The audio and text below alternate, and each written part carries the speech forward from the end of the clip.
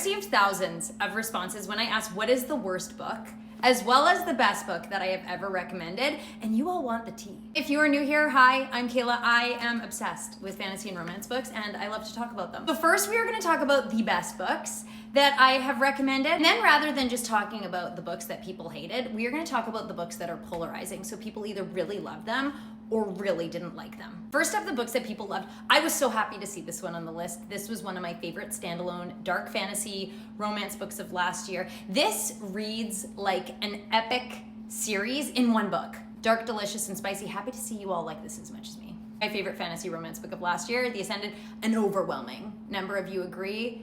Very excited to see this in the responses too. This one was a little bit surprising to me, but I had so many fantasy readers tell me that they picked up the Boys of Tommen series. This is my favorite romance series of all time. Sometimes it mistakenly gets categorized as young adult, but it is an adult story. There are dark themes. Check your triggers. It is coming of age, but it is just the most beautiful, heart-wrenching. It's so good.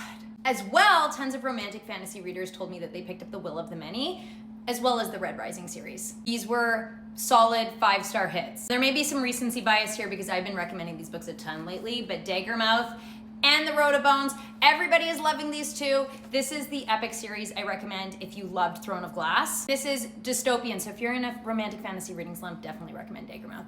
Everyone loves it. Now, books people either loved or they hated. So these were either people said that it was the best book they've ever read or they absolutely hated it. Not a shock to me. The Deranged Ravenshifter romance, Feathers So Vicious.